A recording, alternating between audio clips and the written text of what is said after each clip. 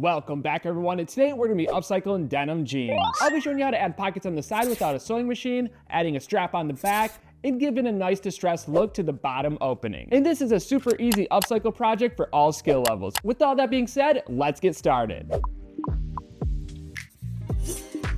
Getting started with supplies, you can use any pair of pants or shorts for this project. Going along with the pants, you'll need eyelets, and you could use any size eyelet. I'm going to be using 1/4 inch. It's mainly based on preference and look, so feel free to change it up. You'll need 3 lobster clasps. These are going to be used for the strap on the back. If you plan on adding more straps, you may need more clasps. Up to 12 D-rings. I'm using these on the pockets to secure the flap down. I'll be adding 6 pockets, and it takes 2 per pocket. Lace, twine, or leather strips. I'm going to be using this to attach the pockets, but I'm also going to show you how to use it where you don't actually have to attach the pockets. You can use it for a look along the outside edge of the pocket. And lastly, fabric of your choice. This is going to be used to make the pockets. If you don't want to make the pockets, you can de-thread pockets off of other pants and use them for this project. Moving on to construction, the first thing we're going to do is take these pants up just a little bit. I want them more around the ankle size, so what I'm going to do is try them on, figure out where I want to make the cut, mark that point with chalk, and using a pair of scissors, cut both pant legs. Depending on how much you take off, you can reuse this fabric, so definitely don't throw it away, place it off to the side for future projects.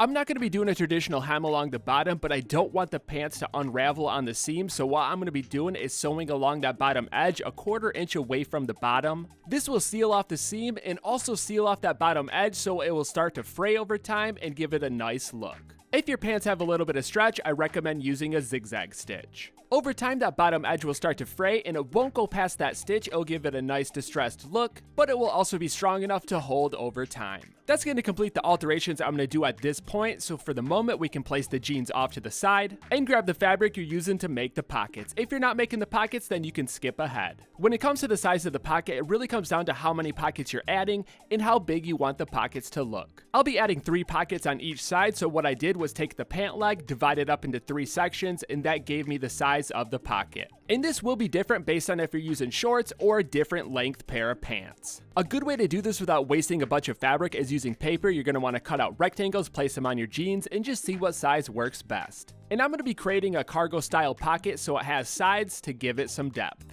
To start, I'm only creating 1 pocket, so I'll have 4 sides and 2 main panels. This is because the pocket's going to have an outside layer and a lining. So what I'm going to do next is place the side panels on the main panel with right sides together, lining up the side edges. Then we're going to stitch both of those side edges at 1/4 inch seam allowance. After sewing, open up both assemblies, place the right sides together, lining up both of the seams. And for this stitch, we're going to stitch all the way around the outside edge, leaving about a 2 to 4 inch gap at the bottom so we can pull the right sides through after stitching. I used 1/4 inch seam allowance on this stitch as well. Pull the right sides out, poke out all of the corners, locate the opening, push the fabric inward so the right sides are together, place a few pins so the fabric doesn't shift around, and then we're going to stitch all the way around the outside edge. For the best results, I recommend using an edge presser foot. When you get to the inside side panel seams, we're going to fold the panel in half and stitch directly on top. And then go ahead and repeat this process for the opposite side. For this style of pocket, we want to give it some depth, so we're going to take the side panel and fold it directly in half, lining it up with the side edge of the main panel. The pocket I made doesn't have too much depth, but if you give that side panel more width, it's going to be a lot bigger and more bulky. With both of the side panels folded in half and lined up with the side edge, we're going to add a tack stitch to just the bottom edge.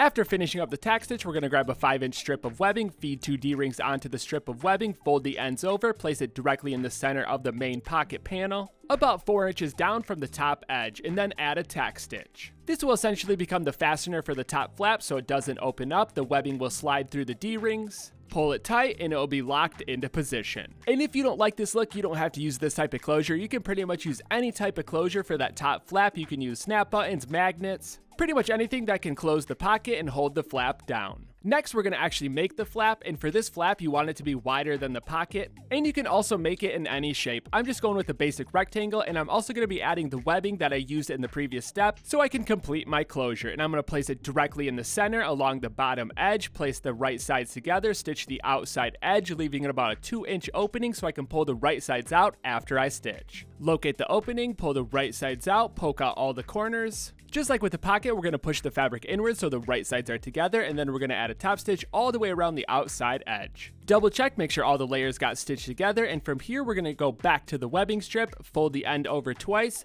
to give it a nice clean edge, and add a tack stitch. This is also going to be used to prevent it from sliding back through the eyelets once you have it fastened down. But that's going to complete the pocket and the flap. The next thing we have to do is start adding the eyelets around the outside edge. And this is where the project does get a little bit time consuming, because the more eyelets you add, the longer it's going to take, and then you have to duplicate this for all the rest of the pockets. I like to start by marking where I'm going to be placing the eyelets around the outside edge of the pocket, and then I'm going to move over the flap and place them on the top edge. And you can really add as many eyelets as you want. Once you have all your marks in place, we're going to grab the hole punch. If you don't have a hole punch, scissors work just fine. Then you're just going to start punching out your openings, and the size of the opening is going to vary based on the size eyelet you're using. After you have all your holes punched out for the eyelets, the next step is adding the eyelets. I'm using a 1/4 inch eyelet, and I'm going to be installing these with the hammer die.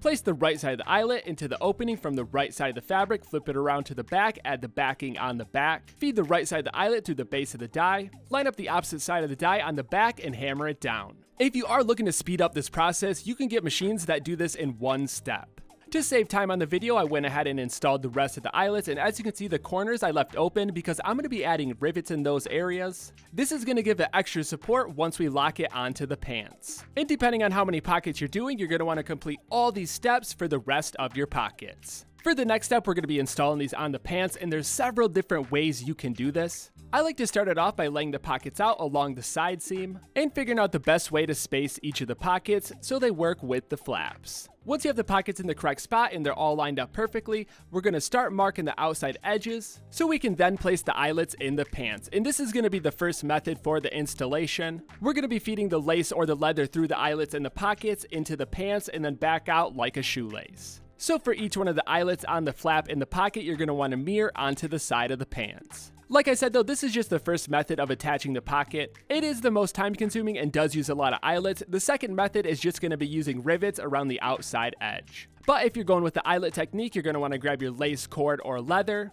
feed it through the eyelets on the pocket, and then back down through the eyelets on the pants. And you're just going to go back and forth like a shoelace. And there's different ways you can feed the lace through the eyelets for different looks. This is the most basic way. You're going up and down through the eyelets, and you're just doing one side of the pocket at a time. The second method, you're going to go through the eyelet, wrap it around, and go through the bottom of the second eyelet and keep doing that so it's kind of like a candy cane going on the side. Then you're going to bring that end back down through the eyelets on the jean, wrap it around, and tie it down. And for the last technique, you're going to feed it through one of the eyelets on the pocket and two of the eyelets on the jeans and tie it down. And then you're going to repeat this step for each one of the eyelets. This may be the strongest method because each one of those is strapped down separately and that pocket holds very tight. I'm actually going to use a combination of each one of these techniques for the sides and the flap. After fully securing one of the pockets down with the leather lace, I'm going to use double-side rivets and attach them in the corners of the flap and the corners of the pocket. If you chose not to add eyelets on the pants to lace through, then you're going to want to also add rivets along the sides, the bottom, and the top edge of the flap, because this is the only alternative to attach this pocket without sewing that bottom edge or the sides. But anyways, slide the rivets through the opening and press them down. Once you added all the essential eyelets, you can go back along the sides and the top edge and kind of figure out if you need to add more or just leave it how it is. And even after adding all of the eyelets, you can still go back and add a tack stitch along the side to just give it extra support and security so nothing falls out of that pocket when you're using them. But anyways, from here, you're going to add the rest of the pockets, flip it over to the opposite side, and then do the same thing on the opposite side. And trust me, this does take a long time to add all of these pockets if you're using lace, rivets, and eyelets, but it will be worth it in the end. From here, we're going to flip it around to the back side and start adding the strap. The first thing you want to do is measure how long you want the strap to be and how many straps you want to add. I'm going to be adding one on each side, and they'll be conjoined in the center at the top. The length of the strap is really going to be dependent on how far you want them to fall. I wanted mine to drop a little bit lower, so once I connected it to the side, I added about 12 inches. To finish off the webbing ends, I cut leather patches with center notches, so I can fit my clasp in the center, and then the outside of the patch lines up with the outside edge of the webbing. Slide the leather patch through the clasp opening, overlap one end of the webbing, place the leather patch directly over the end of the webbing, and to lock all these layers together, we're going to be adding rivets in the corners of the patch. Once you finished up with the top, we're going to move down towards the bottom and do the same exact thing. But with these ones, we're going to do separately because we want these to go across the back and go to each side of the pants. And I like to get all of my eyelets in first, then I grab the press and start pressing everything into place. And no worries if you don't have a press, you can still install these eyelets with the hammer die or pliers. Also, when it comes to the straps, I'm using webbing, but you can still create these straps out of fabric. This is simply done by cutting it to the length and width, sewing the panels together, and then repeating the steps we just did. But anyways, from here, we're going to grab the pants, flip it around to the back side, clip the top to the belt loop,